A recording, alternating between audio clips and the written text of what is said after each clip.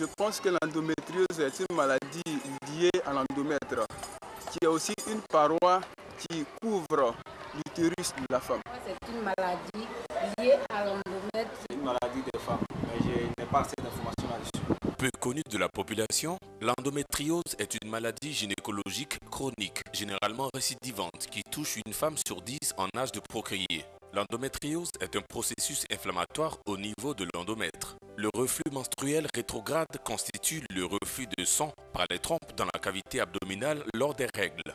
Ce processus induirait des fragments d'endomètre qui s'implanteraient alors à l'extérieur de l'utérus. Comme symptôme de l'endométriose, on peut citer les kystes.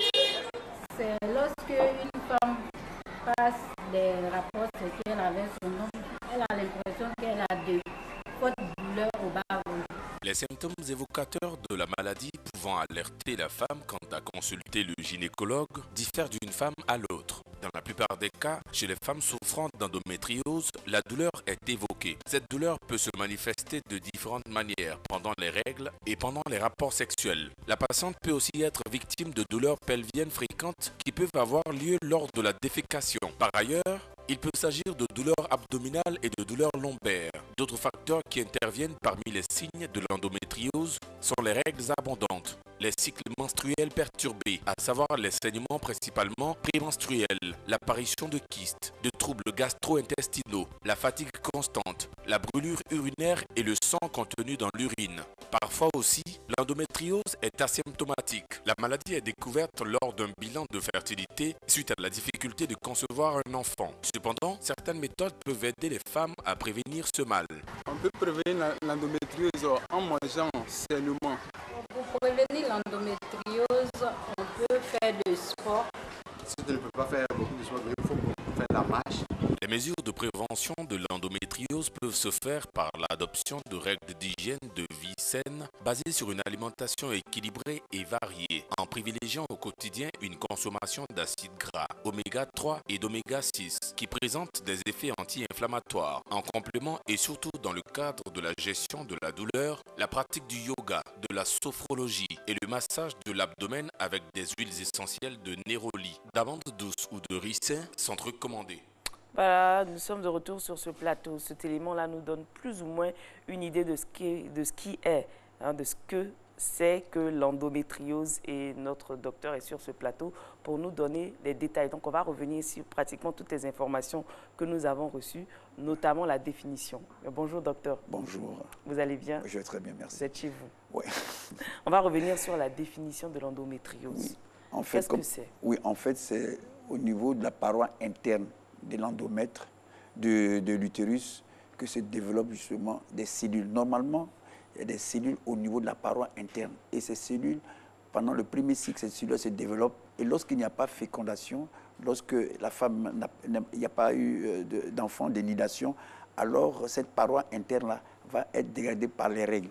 Mais malheureusement, c'est que dans l'endométriose, il y a un saignement rétrograde.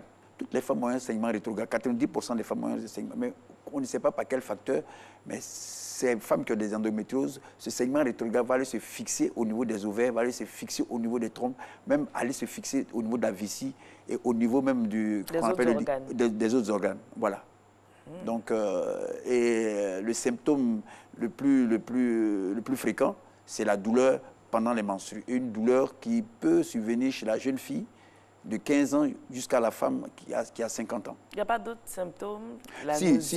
Comme on l'a dit ici, il y a par exemple la dyspareunie, c'est-à-dire les douleurs pendant les rapports.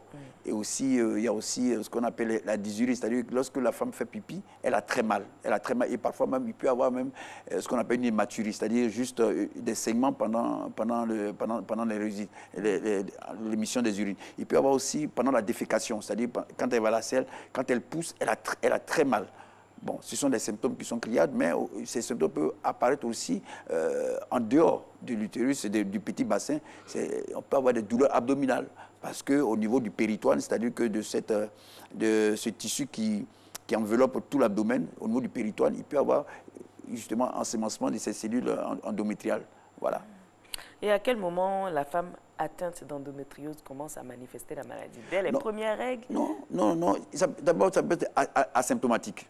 Ouais, les douleurs peuvent c'est-à-dire que rien, c'est au décours d'un examen d'infertilité, on découvre que la femme, elle a une endométriose. Ou bien que, comme on l'a dit, la dyspareunie, c'est-à-dire que pendant les rapports sont douloureux, et puis c'est douloureux et permanent, vous comprenez. Alors là, on s'interroge, qu'est-ce qui se passe? Et c'est pendant cet interrogatoire-là que, en faisant l'échographie, un examen banal, qu'on s'aperçoit que la femme, elle a une endométriose. Voilà. Voilà. Et ça peut survenir 7 ans après. C'est-à-dire que la maladie, elle est asymptomatique et c'est 7 ans après qu'on découvre. Vous comprenez? Or, le traitement est plus efficace lorsqu'on découvre très tôt la pathologie. Voilà. Mais c'est difficile aussi de détecter cette maladie. Non, mais difficile, non, c'est relatif parce que puisqu'elle est asymptomatique, c'est vrai qu'il est difficile, mais vous savez, tu es marié pendant 1 an, 2 ans que tu t'aperçois que tu n'as pas d'enfant, tiens, ça peut te sonner à l'oreille comme ça et tu vas faire l'examen. Ou bien que, quand tu as des rapports, voilà, tu commences à avoir, tu as des douleurs, ou bien que, quand tu vas déféquer ou quand tu vas faire pipi, tu as mal. Tu as mal. Et tu ne peux pas le savoir. Il faut aller juste voir le médecin. C'est pourquoi j'ai dit aux femmes, dès que vous avez mal, pendant ces moments-là, il faut rapidement alerter votre médecin pour que rapidement le traitement se mette en place. Mais ce sont les règles. Et non, mais ça peut beaucoup de femmes ont des douleurs pendant les règles. Donc, si dans la famille, il n'y a pas eu ce cas-là, ou bien il y a ce cas-là qui est peut-être moindre, quand on dit à maman, par exemple, « Maman, j'ai des douleurs pendant mes règles », maman peut dire « Mais c'est normal, toutes les femmes ont des douleurs pendant leurs règles. » C'est ça. Donc, à quel moment la famille doit être en alerte et se dire malheureusement, attention, c'est dangereux. Oui, c'est ce qui fait la difficulté dans le diagnostic. Parce que justement, on a l'air de mettre toutes les dysménorrhées, on appelle ça les dysménorrhées, c'est-à-dire les douleurs pendant les règles, sur le fait que, écoutez, ça va passer, il faut avoir un enfant et puis après ça passe ça. Non, pas du tout, pas du tout. Dès qu'il y a une dysménorrhée chez la jeune fille, même à 15 ans déjà, il faut déjà savoir est-ce que c'est une dysménorrhée essentielle, c'est-à-dire que c'est dû au fait qu'elle vient d'avoir ses règles, tout ça, ou bien que c'est une dysménorrhée secondaire, c'est-à-dire qu'elle n'avait pas ça. Et maintenant, ça s'est greffé là-dessus, ou bien c'est une dysménorrhée pathologique, c'est-à-dire comme l'endométriose, par exemple. Voilà. Donc, lorsque une jeune fille a des douleurs pendant ses menstrues, il faut aller voir le médecin rapidement. Comme je l'ai dit tout à l'heure, que lorsque le diagnostic est fait très tôt, le traitement est bon. Voilà. J'ai suivi un reportage dans lequel une jeune dame, elle avait des douleurs dès l'âge de 13 ans pendant ses règles. Elle allait voir un gynéco qui lui a dit que c'était normal. Donc à 13 ans, elle était sous pilule. Oui. Jusqu'à ce que le gynéco, jusqu'à ce qu'elle ait 25 ans, le gynéco est allé à la retraite. Donc elle allait consulter un autre gynécologue qui lui a dit attention, c'est pas normal, vous êtes atteinte d'endométriose de stade 1. Donc ils ont fait des examens, elle allait voir un autre médecin qui lui a dit c'est de l'endométriose, mais plutôt de stade 4. Donc ça veut dire qu'il y a plusieurs stades.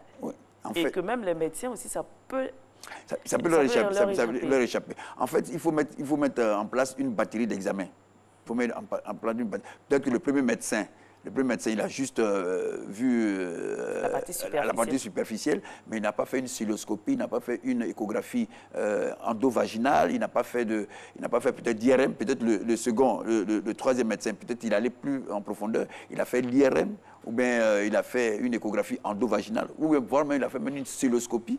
Il a fait une cystoscopie, c'est-à-dire qu'il a pris un appareil, il est rentré par le vagin, et puis il allait voir un peu ce qui se passe. Bon, voilà.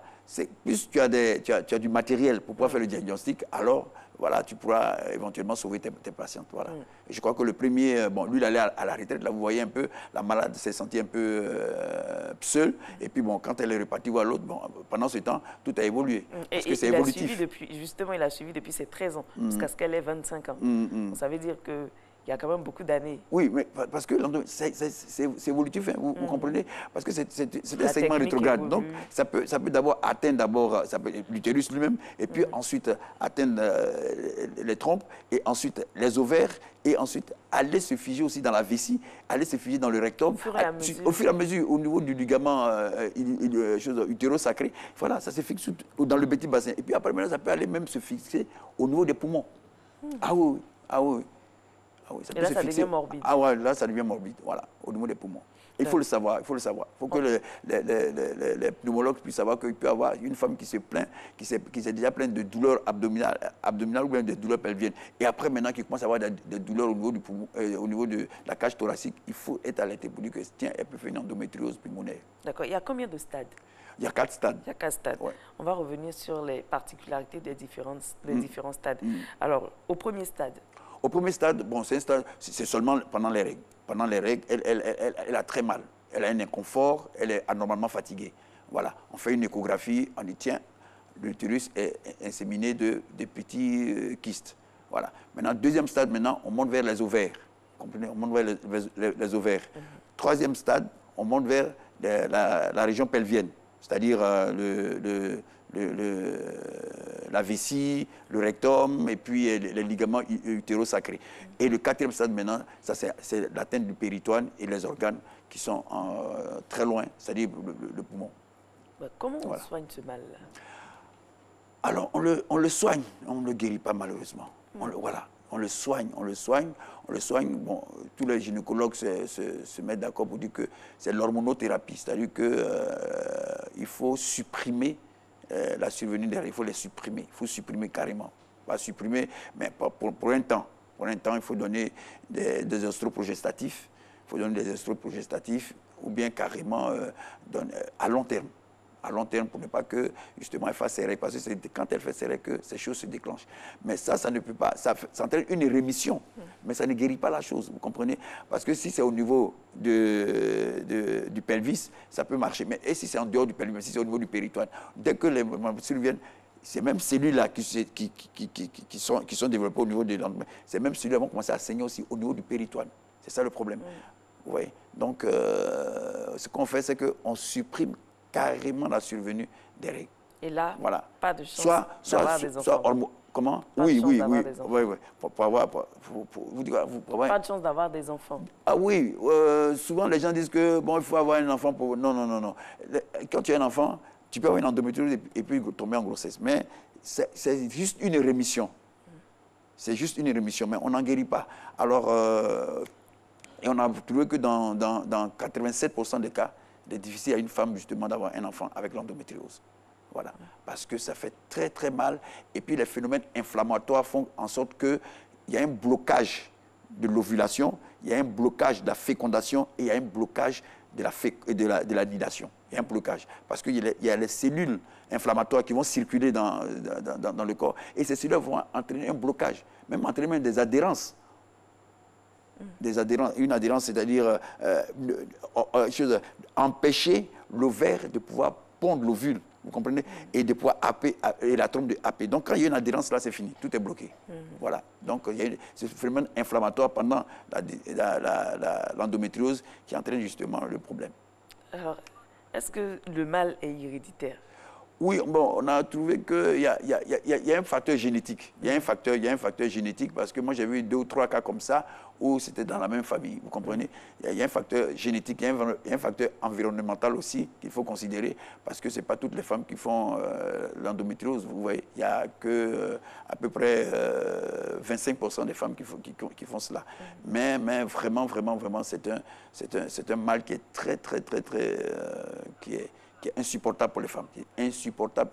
Malheureusement, parfois on s'amène à faire une hystérectomie, c'est-à-dire enlever totalement, mais tu fais une hystérectomie à une jeune fille qui a 25 ans comme la jeune fille, mais elle n'aura plus d'enfants, vous comprenez, parce que ça entraîne un inconfort et ça indispose la femme. Oui, parfois même ça crée des situations dans le foyer. Ça crée des situations dans le foyer parce que la femme, elle a très mal, elle est anxieuse, elle est angoissée quand les règles vont venir, elle est angoissée et tout ça, vous comprenez. On va revenir. Et aussi, comme on l'a dit, les rapports sexuels sont très rares. Et on va revenir au traitement. Vous avez dit que ça ne se guérit pas, mais ça se soigne. Ça se soigne. Parce que malheureusement, même avec la chirurgie qu'on a dit, tu fais une hystérectomie, mais et le problème du péritoine. Et si jamais le péritoine, au stade 4, où il y a une insémination au niveau du péritoine, tu ne peux pas, vous comprenez. Et puis aussi, s'il y a aussi un problème au niveau du poumon, on fait comment? Vous comprenez? Ce n'est pas seulement en faisant de la chirurgie. Mais ça se guérit? Il y a une rémission. C'est-à-dire, là, on associe la chirurgie et l'hormonothérapie. On associe les deux. Voilà, on associe les deux, on donne les oestroprogestatifs, on fait la chirurgie et on donne les hormones. Là, ça régresse. Voilà, ça regresse, mais ça ne guérit pas totalement. Ça regresse, il y a une rémission qui peut durer d'une femme à une autre, qui peut durer 1 an, 2 ans, mais après, bon, voilà. Et il y a certaines femmes qui sont hospitalisées à chaque règle. Oui, effectivement. Mais oui, c'est ce que j'ai dit. J'ai dit que c'est un mal endémique. C'est-à-dire qu'à chaque fois que les règles doivent venir, mais elle est dans une... Mais malheureusement, c'est que il faut avoir aussi les moyens pour pouvoir payer ces médicaments. Justement, voilà, les il faut moyens. avoir les moyens. Il faut avoir les moyens. C'est très coûteux. Ça, c'est vrai. C'est très coûteux parce que parfois, on fait des injections comme ça. Et je n'ai pas vu le nom du médicament, mais c'est très coûteux. Donc, celles qui n'ont pas suffisamment de moyens, 150, 160 000 francs. Comment? Celles qui n'ont pas suffisamment de moyens, comment elles s'en sortent? Comment elles s'en sortent? Alors, on les met sous hormonothérapie tout le temps, pendant un certain temps pour pouvoir bloquer les règles. Voilà, c'est ce qu'on fait. Il n'y a pas de méthode naturelle, naturothérapie? J'ai entendu parler de yoga, de sport, oui, c'est ce que le... de massage. Oui, c'est ce que... Oui, mais quand c'est fait, quand on sait, comme au stade 1, au stade 2, mais quand ça atteint le stade 4, vous comprenez que les massages sont de parce que c'est des kystes, c'est des petits kystes comme ça, vous comprenez un peu, des petits kystes qui se logent dans la paroi abdominale au niveau du ligament utéro, mais c'est pas bien, c'est pas bien. Même le massage ne pourra rien faire, le massage ne pourra rien faire. Voilà. Ça m'étonne même qu'on dise que ça dépend du stade, hein. Mais lorsque c'est asymptomatique, que dès qu'on découvre ça, là, c'est possible. Avec toutes les méthodes qu'ils ont dites là, le massage, le yoga, tout ça. La naturothérapie. Voilà, la naturothérapie, ça peut éventuellement Et faire. vu que ça concerne les femmes qui font leurs règles, donc si on arrête à la survenue des règles, on résout le problème. On résout le problème. Elle n'a plus mal. Mais oui, mais mieux vaut ne pas avoir mal, très mal. Mais parce que ça entraîne un inconfort. Quand on t'hospitalise, tu comprends un peu ça. Vraiment, quand on bloque les règles, moi j'ai vu des dames, quand on a bloqué les règles, elles se sont senties soulagées. Est-ce qu'il n'y a pas d'effet secondaire? Oui, mais évidemment, tu mets une femme en aménorrhée, c'est sûr que tu vas avoir des problèmes. Il va avoir un problème osseux, il va avoir un problème de bouffée de chaleur, il va avoir un problème d'hypersudation. Il y a tous ces désagréments. La ménopause précoce. Oh, c'est ça, oui, tu la mets en ménopause précoce carrément, donc avec toutes les conséquences que cela engendre. Voilà. Mais c'est moins douloureux. C'est moins acceptable. Comment? Il faut choisir le moindre mal. Il faut choisir le moindre mal. Et toutes les femmes ont toujours choisi le moindre mal. Elles se disent, bon, il est mieux que je sois comme ça que d'avoir des douleurs jusqu'à ce que je m'évanouisse et qu'on m'hospitalise. Voilà. C'était une femme. Mais il y a des femmes quand même qui arrivent à procréer par insémination. Oui, si c'est par insémination, oui, c'est possible. Par insémination, c'est possible. Mais il y a des dispositions. Il y a des dispositions à prendre. Il ne faut pas qu'il y ait une atteinte des ovaires. Vous voyez, il ne faudrait pas qu'il y ait une atteinte des ovaires. Il ne faudrait pas aussi que l'utérus soit beaucoup atteint par cette insémination, par ces règles rétrogrades. Il ne faut pas que l'utérus soit atteint parce qu'il y a un bilan à faire. Il y a un bilan à faire, surtout chez la femme, pour pouvoir procréer pour l'insémination. Il y a un bilan à faire. Malheureusement, c'est que dans ces cas-là, on demande d'abord que l'utérus soit sain et que les ovaires ne soient plus produits. Mais si ce n'est pas le cas, mais alors là, ce ne sera pas possible. C'est au fur et à mesure que ça se dégrade. Oui, au fur et à mesure, oui. Pour éviter que ça ne s'aggrave, dès la première manifestation de l'endométriose, la femme devrait avoir un enfant? Oui, en principe, c'est ce qu'on propose. Hein. On dit rapidement, au stade 1, au stade 2, on dit rapidement, tu as un enfant, 1 ou 2 enfants avant que les choses... Mais ça ne veut pas dire que quand tu accouches, que les choses vont régresser. Non, au moins tu as un enfant. Et puis bon, voilà. Et puis après, maintenant, tu peux l'arrêter. Voilà, c'est comme ça. Voilà. Est-ce qu'il y a des manifestations avant la survenue des règles? C'est-à-dire une jeune fille de 12 ans qui n'a pas encore fait ses règles. Est-ce qu'il y a des petits signes qui peuvent montrer qu'attention, celle-là... Avant qu'elle fasse ses règles? Oui. On ne peut même pas savoir. On peut même pas savoir. Ouais. Si c'est un problème même si elle fait génétique. une échographie avant... Ouais, c'est pas possible. Il faut aller plus loin. Il faut aller plus loin. Il faut aller plus loin, faire l'IRM ou l'échographie endovaginale pour savoir un peu ce qui se passe. Avant les règles? Avant les règles. On peut savoir? On peut savoir. D'accord. Avant les règles, on peut savoir. Donc les parents gagneraient à aller plutôt voir le médecin, le gynéco, et le gynéco maintenant, lui, qui fera ce qu'il a fait et qui va orienter le patient vers la structure les plus... Mais on a de bonnes perspectives quand même. Oui, on a... Non, faut pas être pessimiste dans ce... Non, il y a des choses qui se font très bien l'endométriose n'est pas...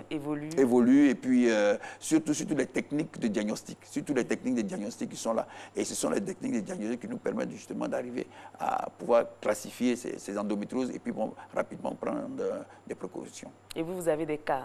Oui, il y a des cas, beaucoup de cas. C'est surtout en cas d'infertilité. C'est surtout en cas d'infertilité que moi je vois ces cas-là. Voilà, c'est surtout en cas d'infertilité. Elle vient lui, bon, docteur, ça fait 3-4 ans, je n'ai pas d'enfant. Quand tu fais l'écho, il y a une endométriose. Voilà, tu fais une endométriose et puis maintenant tu commences à l'interroger. C'est pendant tes règles, tu as des douleurs, oui, j'ai des douleurs. Est-ce que pendant la miction, quand tu vas faire pipi, oui, souvent ça me titille, mais c'est passager. Ah, mais il faut ça. Ou bien que, voilà, quand j'ai des rapports avec mon mari, mais je ne comprends pas, j'ai mal, de temps en temps j'ai mal, mais mais là, il faut déjà être à l'aise. Voilà. Est-ce qu'il y a une connaissance de ce mal-là? Parce que les gens, avant de venir, les gens sont plus ou moins informés. Ils ne sont pas informés, pas du tout. Ils ont déjà une idée de ce que c'est. Non, ils ont déjà entendu parler de ça. Jamais. Non, beaucoup de femmes n'ont pas. Pourtant, il y a une journée, hein. Il y a une journée mondiale de l'endométriose. Il y a une journée mondiale de l'endométriose. Je crois que c'était dans le mois de mars. De mars, voilà. Dans le mois de mars, il y avait une journée. Malheureusement, il n'y a pas eu tellement pas de publicité, mais d'informations sur cela. Mais sinon, il faut que la femme soit renseignée sur ce mal-là. Heureusement qu'il y a Matin Bonheur. Heureusement, d'ailleurs. Et c'est sûr qu'après, aujourd'hui, beaucoup de femmes sauront faire attention. Oui, elles sauront faire attention. Même chez la femme ménopausée aussi. Hein, chez la femme ménopausée aussi, il faut faire attention parce que ça peut survenir comme ça chez la femme ménopausée. Il y a les mots de prévention? Oh, les mots de prévention, prévenir une endométriose. Non, c'est juste savoir, être informé. Voilà, être informé. Donc, faire régulièrement des bilans de santé. Voilà, faire un bilan de santé tous les 6 mois. Dès qu'il y a une douleur qui une douleur anormale et qui te met dans des états de pouvoir mais elle est prostrée. C'est une douleur qui fait très mal. Vous comprenez? Parce que il y a une atteinte polymorphe de tous les organes du petit bassin et ça fait excessivement mal. Voilà. Donc, dès que cette douleur apparaît nette, il faut rapidement voir le médecin pour ne pas qu'on arrive au stade 4 et qui est le stade vraiment difficile à pouvoir maîtriser. Merci beaucoup, docteur. C'est moi qui vous remercie. Merci pour toutes ces informations très, très précieuses que vous nous avez données aujourd'hui.